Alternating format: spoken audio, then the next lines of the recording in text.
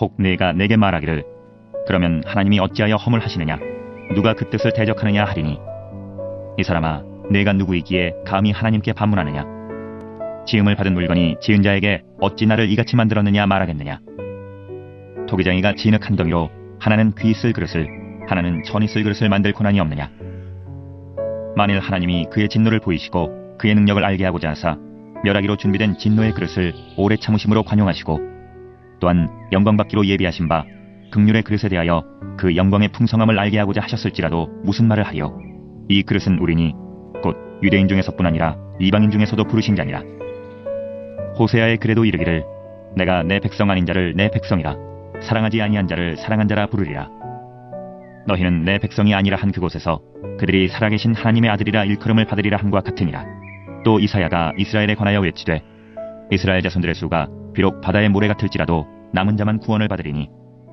주께서 땅 위에서 그 말씀을 이루고 속히 시행하시리라 하셨느니라 또한 이사야가 미리 말한 바 만일 만군의 주께서 우리에게 씨를 남겨두지 아니하셨더라면 우리가 소돔과 같이 되고 고모라와 같았으리로다 함과 같으니라. 할렐루야. 6월 14일 수요일 로마서 9장 19절로 29절입니다. 사도 바울은 하나님의 주권에 대해 이의를 제기하는 자들에게 대답합니다. 피조물은 하나님의 주권에 대해 이의를 제기할 수 없으며 그 주권이 인간을 구원했다고 말합니다. 로마서 9장 전체를 보시면 유대인들의 특권 또 하나님의 선택 이 두 가지를 말을 하는데 유대인들은 혈통적으로 그 율법을 받은 자였고 그들은 율법을 지키고 또 할례를 받으면 구원을 받는다 이렇게 생각을 했었어요. 이렇게 생각을 했습니다. 그런데 분명한 것은 이방인들 중에서도 하나님의 은혜로 의롭게 된 사람이 있듯이 하나님의 선택을 받는 것은 혈통적으로 율법의 어떤 가지고 있고 그것을 지키는 것 이것이 아닌 하나님의 은혜라는 사실을 강조하고 있습니다. 그러면서 하나님의 주권에 대해서 설명을 하시죠. 하나님의 그 주권은 공평한 것이고 그 하나님의 주권은 이의를 제기할 수 있는 것이 아니다. 이렇게 말씀을 하시는 거예요. 19절 혹 내가 내게 말하기를 그러면 하나님이 어찌하여 허물하시느냐 누가 그 뜻을 대적하겠느냐 감히 하나님 앞에 대꾸할 수 있는 사람이 있겠습니까? 반문할 수 있는 사람이 있겠어요? 그러면서 말하는 것이 토기장이가 진흙 한 덩이로 하나는 귀 쓸 그릇을 하나는 천이 쓸 그릇을 만들 권한이 없겠느냐 그것은 토기장의 마음이다 라고 말하는 것이죠. 로마서 3장 29절에는요 하나님은 다만 유대인의 하나님이시냐 또한 이방인의 하나님은 아니시냐 진실로 이방인의 하나님도 되시느니라 이렇게 말씀하셨어요. 그래서 24절에 이 그릇은 우리니 곧 유대인 중에서뿐 아니라 이방인 중에서도 부르신 자니라 확실하게 말씀하시죠. 또 호세아와 이사야를 예를 들어서 말을 합니다.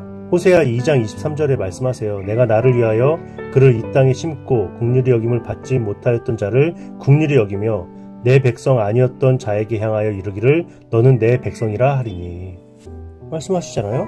이사야 10장 22절에는 이스라엘이여 내 백성이 바다의 모래 같을지라도 남은 자만 돌아오리니 넘치는 공의로 파멸이 작정되었습니다. 남은 자 하나님께 끝까지 충성하고 충실한 자들은 구원을 받는다.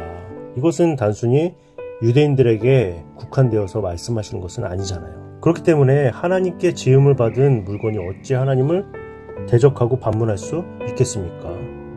그럴 수 없다라는 거예요.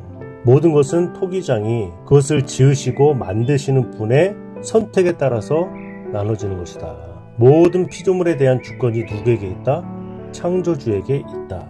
유대인들은 혈통과 율법이 구원을 보장해준다라고 보았는데 사도 바울은 그것이 아니라고 말씀하고 있는 거예요. 하나님의 선택이다.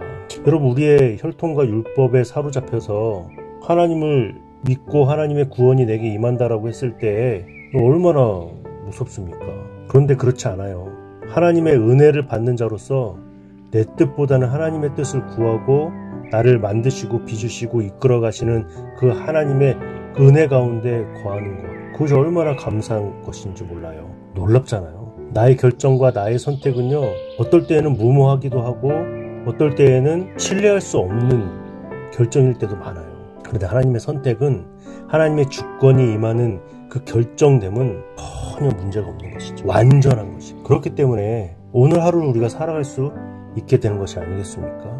하나님의 선택 가운데, 하나님의 부르신 가운데, 하나님의 인도하신 가운데 살아갈 수 있는 그 특별한 은혜, 그 은혜를 내가 받았다는 거예요. 그러니 오늘 하루가 너무 기쁜 것이죠. 즐거운 것이죠. 그 긍휼의 은혜들이 내게 임하게 되는 그 사실로 인하여서 우리는 즐거워할 수 있는 것입니다. 그렇게 오늘 수요일을 잘 보내시고 하나님께 더 가까이 가는 귀한 한날이 되시길 주님의 이름으로 축복합니다. 구독, 좋아요